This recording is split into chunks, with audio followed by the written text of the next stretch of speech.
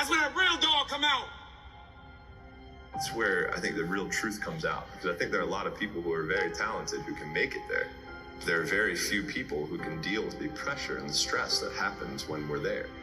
I feel I'm the best ever. It's not bragging or boasting. The proof is in the pudding. In my mind, I'm always the best.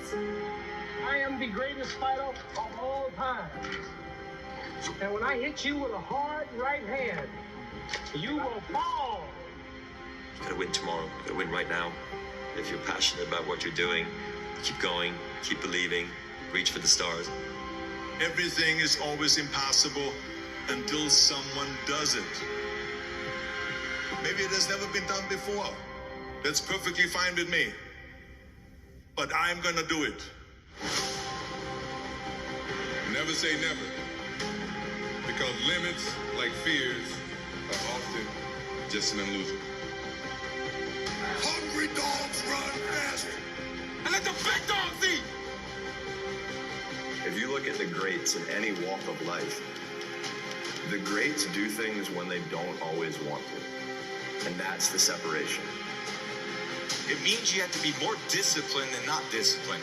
I wanted to be the best I could be, period. I was waiting for you to smile at some of the compliments. You didn't. Smiling doesn't win you gold medals. I'm too fast, I'm too skillful, and I'm going to show everybody out there watching this show and the whole world, and the world will bow and admit that I am the greatest of all times when you see what I do to George Foreman. I believe that whatever I put my mind to, and if I was willing to make sacrifices and I was dedicated, that I could achieve absolutely anything. I'm the best ever. I'm the most brutal and vicious and most ruthless champion there's ever been. There's no one can stop me. I'd like to take this chance to apologize to absolutely nobody. Maybe someone's don't like me because I'm too good. You win some, you lose some. But you live to fight another day.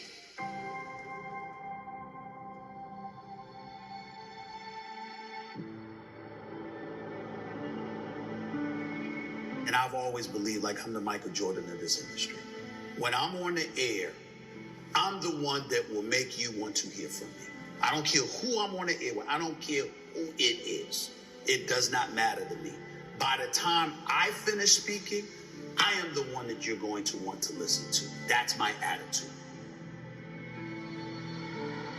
If this requires 100% and you give me 99, I might want to fire you. Because I'm about getting the job done. Sure. It's about the results. And I think that, unfortunately, when we look at our generation today, not enough people preach about that. Because I think that we live in a society where people have become masters at pointing the finger at other people as to reasons why things don't get done. I think there's too much explanation that goes on. But the bottom line is you ain't getting it done. And if you're not getting it done, I need somebody that can get it done. I am of the belief that if you truly, truly adopt that belief in your soul, then you walk to work every day not looking for excuses. You're looking for a way for the job to get done. And in most instances, you are going to be successful than not. You want to go with status quo, you're perfectly, fine with flowing along, just Safe, to get along, secure. safe, secure, whatever. But when you're trying to win, you're constantly looking to get better. My philosophy is very, very simple when it comes to my family, particularly, me being a dad. If they're hungry, it's because I'm starving. I don't eat until they eat. I'm not comfortable until they're comfortable. I don't have unless they have. That's the mentality, and that's the mentality that I strictly get from my mother. And so for me, having that kind of mentality, but what comes with that? What comes with that is a certain work ethic that you have to put forth, and it's a willingness to sacrifice. Am I the most disciplined person in the world? No. Am I the most meticulous person in the world, like some people would believe? No, I'm meticulous enough, and I'm disciplined enough. But I think the key thing is that the bottom line is everything to me. And whatever the bottom line requires is what I'm going to do. If the bottom line requires an excessive level of discipline, I'm going to do it. But to me, it's whatever the moment or the situation demands. And I'm a bottom lines oriented kind of person.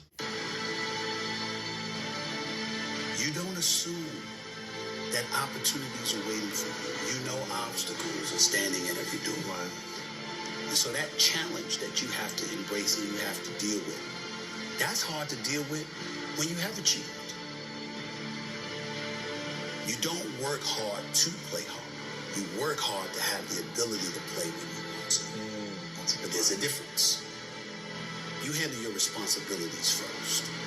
And when you work hard and you have that sense of pride, it goes right out the window if you utilize your efforts in the wrong fashion.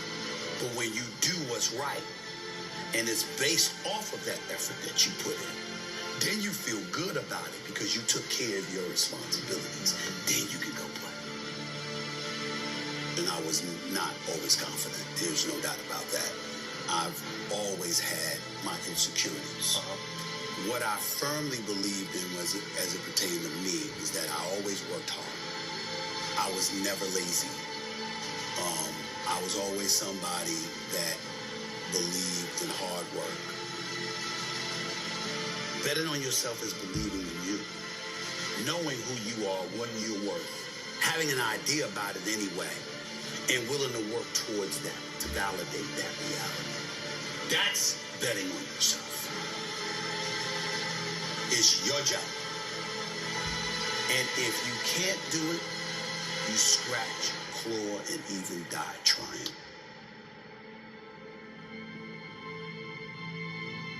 We make excuses every day, all of us as human beings. On far more occasions than not, I have to speak on the issue of accountability as it pertains to the entire sports world. And when it comes to the issue of accountability, I get all of that from Mom. It happened with ESPN when my contract wasn't renewed back in 2008. I was sitting up there, I felt betrayed. I felt ticked off. My mother let me lick my wounds for a couple of days. And then she said, what could you have done better? You sure you didn't do anything? And I thought about all this stuff. I'm like, what is she talking about? This is just not true. This is not right. I work hard. I do this. I do that. And then I started thinking about it. Yeah, I was a pain in the ass. I did kind of complain a little bit too much. But the biggest thing that I remember doing is that I always came to the bosses with problems. I never came to them with solutions. It was always about the problem, never the solution. And I learned when I sat back and reflected on the mistakes that I had made in my career at the time, I learned that no boss wants to talk to anybody that doesn't have solutions. Instead of working around the clock trying to figure out what somebody else wants from you, good or bad, there are moments that crystallizes it for you in your mind. Pay attention and you'll see what they are. Yeah. And you'll know what to do accordingly. That is what I believe makes me the best. It's my commitment to excellence for the collective whole.